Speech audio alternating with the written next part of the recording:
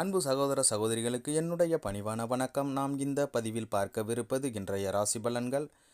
March 1ஆம் தேதி வெள்ளிக்கிழமைக்கு உண்டான பலன்கள். விருச்சகம் ராசி அன்பர்களுக்கு இந்த நாள் எப்படி இருக்குன்னு இப்போ இந்த பதிவில் நம்ம பார்க்கலாம். இது வரைக்கும் நீங்கள் நம்ம சேனலை சப்ஸ்கிரைப் பண்ணலன்னா இப்போ பண்ணிக்கோங்க. இன்று நீங்கள் புதிய முயற்சிகளில் ஈடுபடுவது மிகவும் நன்மையை கொடுக்கும். வழக்கமான பணிகளில் கூடுதலாக கவனமாக இருக்க வேண்டும். குடும்ப பொறுப்புகளின் காரணமாக இன்று சில அலைச்சல்கள் ஏற்படக்கூடும்.